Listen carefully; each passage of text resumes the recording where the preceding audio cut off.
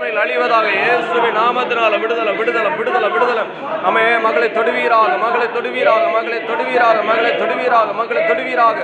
சிக்கரபல பரபல கபரபலகதன. ஆமே ஆவில விடுதலை விடுதலை விடுதலை விடுதலை விடுதலை. ஆன்மாவுல விடுதலை. ஆமே மகளை தொடுவீராக மகளை தொடுவீராக மகளை தொடுவீராக மகளை தொடுவீராக. எரிந்து போடுகிறோம் எடுத்து போடுகிறோம் அழிக்கிறோம் எரிக்கிறோம் உன்னை எரிக்கிற இயேசுவின் நாமம் இல்லாமல் ஆக்கி போடுகிறோம்.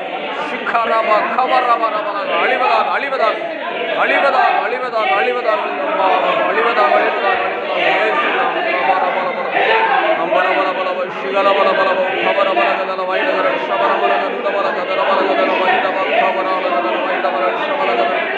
ஆமே விடுதலை விடுதலை விடுதலை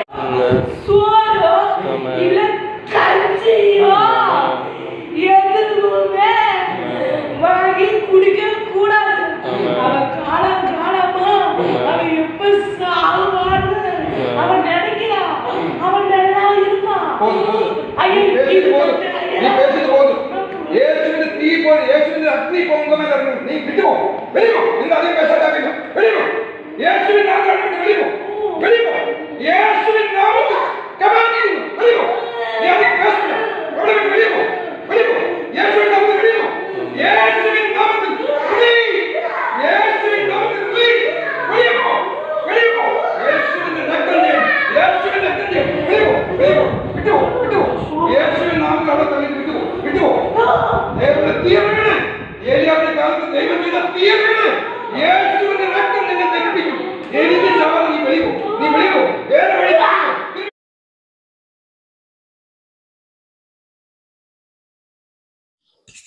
ദൈവത്തിരുനാമത്തിന് മഹത്വം ഉണ്ടാകട്ടെ. ജിയോ ഫുഡ് ന്യൂസിലെ ക്രിസ്ത്യൻ ചാനലിലേക്ക് എല്ലാവർക്കും യേശുക്രിസ്തുവിന്റെ നാമത്തിലുള്ള സ്നേഹവന്ദനത്തെ അറിയിക്കട്ടെ. നിങ്ങൾ ആദ്യമായിട്ടാണ് ഈ വീഡിയോ കാണുന്നതെങ്കിൽ ഈ ചാനൽ ദയവ് ചെയ്ത് സബ്സ്ക്രൈബ് ചെയ്യുക, മറ്റുള്ളവരിലേക്ക് ഈ വീഡിയോ ഷെയർ ചെയ്യുക. ഇന്ന് വളരെ പ്രധാനപ്പെട്ട ഒരു വിഷയത്തെക്കുറിച്ചാണ് സംസാരിക്കുവാൻ ദൈവത്തിൽ ശരണപ്പെടുന്നത്. അതിനാധാരമായിട്ട് ഒരു വാക്യം വായിക്കുവാൻ തക്കൊണ്ട് ആഗ്രഹിക്കുന്നു. മത്തായി എഴുതിയ സുവിശേഷം അതിൻ്റെ 12-ാം അധ്യായത്തിൻ്റെ 32-ാമത്തെ വാക്യം. 12-ാം അധ്യായത്തിൻ്റെ 32-ാമത്തെ വാക്യത്തിൽ പറയാണ്, ആരെങ്കിലും മനുഷ്യപുത്രന് നേരെ ഒരു വാക്ക് പറഞ്ഞാൽ അത് അവനോട് ക്ഷമിക്കും, പരിശുദ്ധാത്മാവിന് നേരെ പറഞ്ഞാലോ ഈ ലോകത്തിലും വരുവാനുള്ളതിലും അവനോട് ക്ഷമിക്കുകയില്ല. അപ്പോൾ ക്ഷമിക്കപ്പെടാത്ത ഒരു പാപത്തെക്കുറിച്ചാണ് ഇന്ന് അല്പം സമയം സംസാരിക്കാൻ പോകുന്നത്. കർത്താവ് പറഞ്ഞു, എന്നെക്കുറിച്ച് യേശുക്രിസ്തുവിനെ കുറിച്ച് എന്തെങ്കിലും പറഞ്ഞാൽ, എന്ത് ദൂഷണം പറഞ്ഞാലും അത് ക്ഷമിക്കും. ഇവിടെ ഈ ഭൂമിയിൽ ജീവിച്ചിരിക്കുന്ന ഒരു കള്ളനോ ഒരു കൊലപാതകയോ ഒരു മോഷണക്കാരനോ ഒരു വ്യഭിചാരിണിയോ വ്യഭിചാരം നടത്തുന്ന ആളോ ആരായിരുന്നാലും അവൻ തൻ്റെ പാപങ്ങളെ ഏറ്റുപറഞ്ഞ് മനം തിരിഞ്ഞ് വന്നു കഴിഞ്ഞാൽ അവൻ്റെ പാപങ്ങളെ ദൈവം ക്ഷമിക്കും. എന്നാൽ ദൈവം ക്ഷമിക്കാത്ത ഒരു പാപത്തെക്കുറിച്ചാണ് കർത്താവ് പറയുന്നത്. പരിശുദ്ധാത്മാവിനെ കുറിച്ച് ദൂഷണം പറയുന്നവനോട് ഈ ലോകത്തിലും ക്ഷമിക്കുകയില്ല, വരുവാനുള്ള ലോകത്തിലും ക്ഷമിക്കുകയില്ല.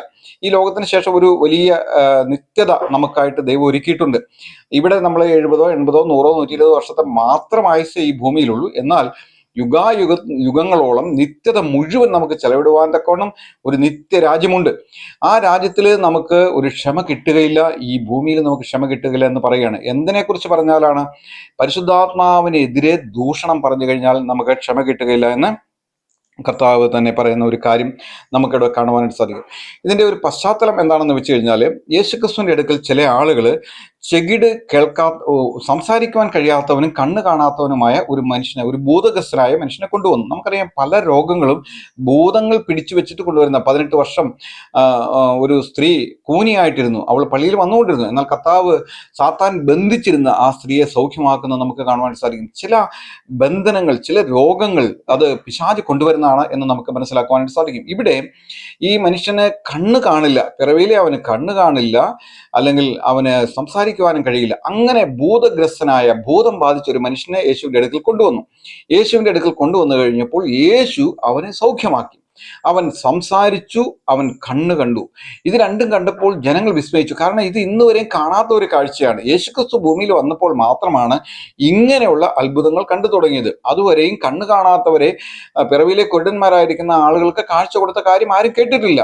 അതുപോലെ തന്നെ ചെകിടരായിരിക്കുന്ന ആളുകൾ, ഊമരായിരിക്കുന്ന ആളുകൾ, മുടന്തര് നടക്കുന്നു. ഭൂതം ബാധിച്ച ആളുകൾ ഭൂതത്തെ വിട്ട്, ഭൂതം അവരിൽ നിന്ന് പുറപ്പെട്ടു പോയി ഇവർ സ്വതന്ത്രരാകുന്നു.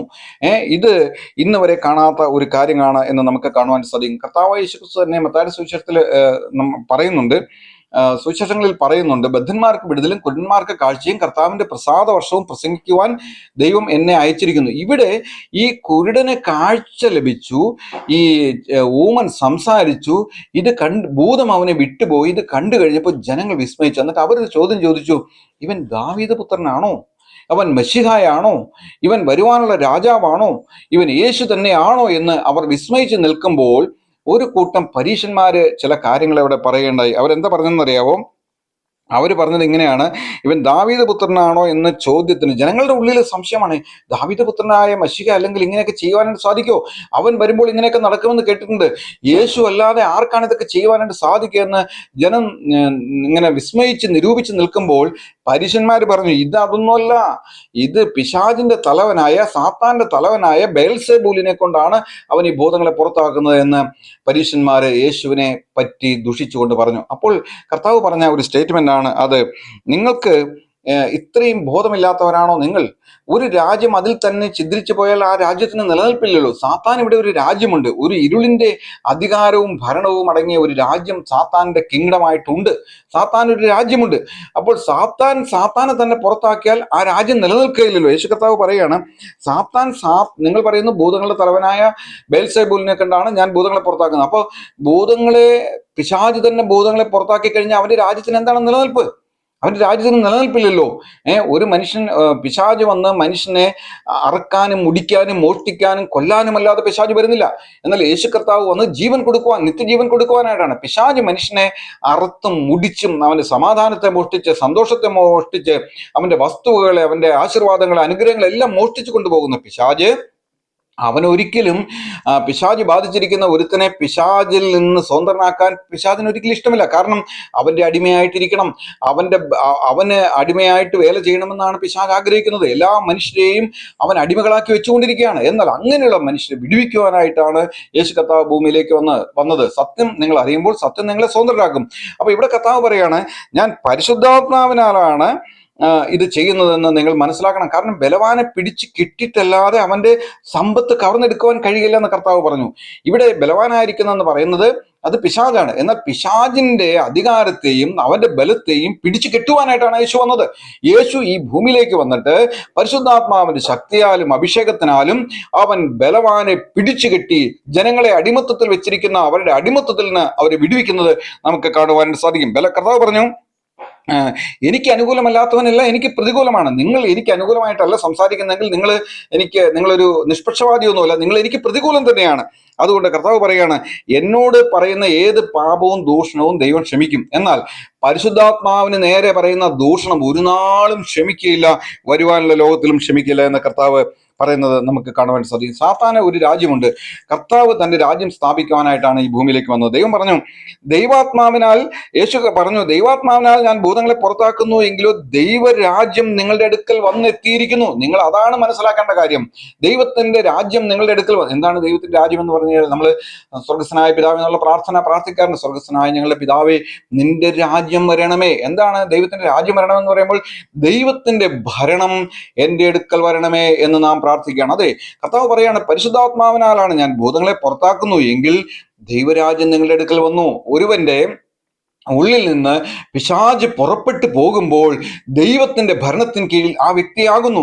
എന്നാൽ അവൻ അവിടെ യേശുക്രിസ്തുവിനെ വാഴിക്കുന്നില്ല എങ്കിൽ ഇറങ്ങിപ്പോയ പിശാച് വീണ്ടും കയറി വരുവാൻ സാധ്യതയുണ്ട്. അതും കർത്താവ് അവിടെ പറഞ്ഞു കൊടുക്കുന്നത് നമുക്ക് കാണുവാൻ സാധിക്കും. കാരണം അവൻ വന്നിട്ട് നോക്കുമ്പോൾ അവിടെ അടിച്ചുവാരി വൃത്തിയാക്കിയിട്ടിരിക്കുക, എന്നാൽ യേശുക്രിസ്തുവിനെ അവിടെ ഏറ്റുകൊണ്ടിട്ടില്ല.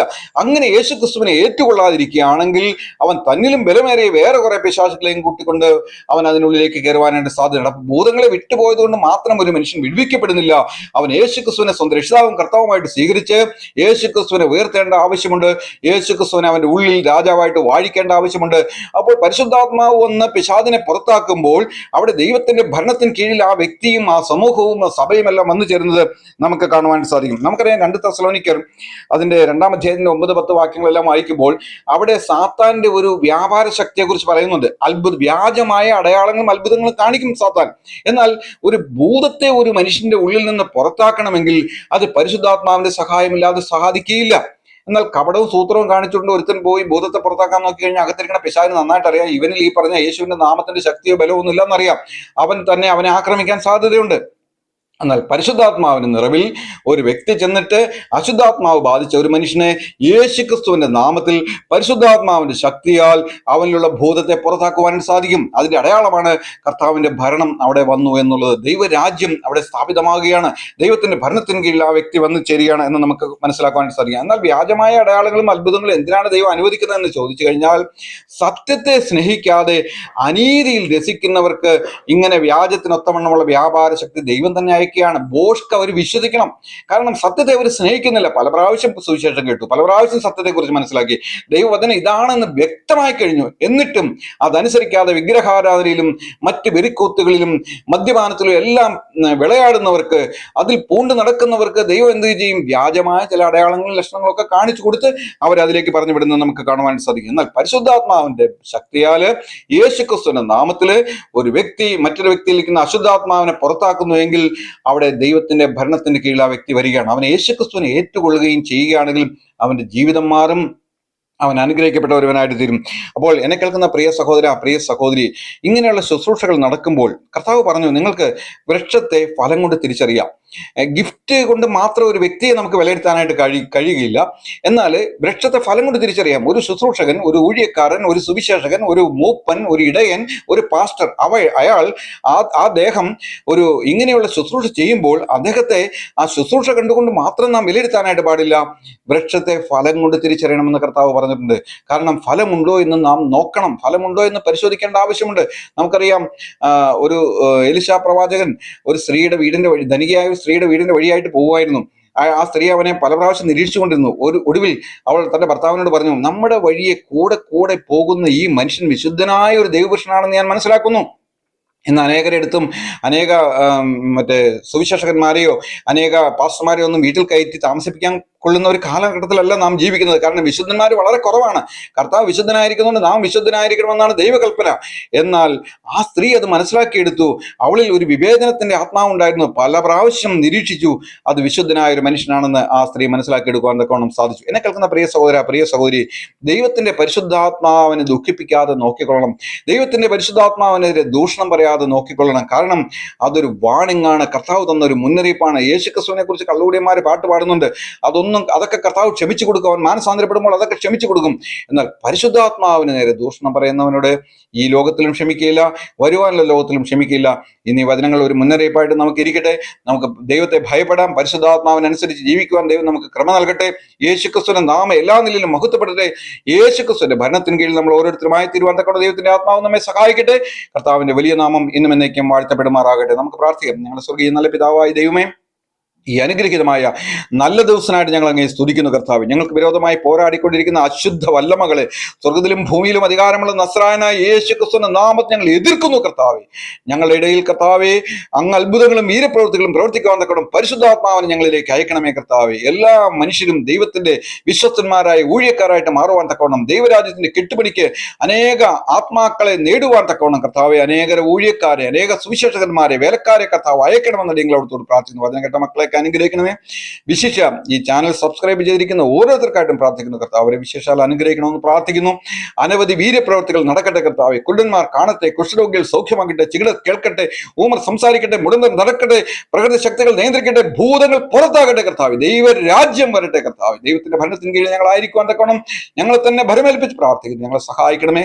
പരിശുദ്ധാത്മാവ് ഞങ്ങളെ വഴി നടത്തണമെന്ന് പ്രാർത്ഥിക്കുന്നു. അവിടെ ഞങ്ങളുടെ ജപത്തെ പ്രാർത്ഥന കേട്ടതിനായിട്ട് സ്തോത്രം മഹത്വം എടുത്താട്ടെ. എല്ലാ അടിയങ്ങൾക്കും വേണ്ടി ജീവമത്രക്ഷാവും കർത്താവായ യേശുക്രിസ്തുവിന്റെ അതിപരിശുദ്ധമായ നാമത്തിൽ തന്നെ ആമേൻ.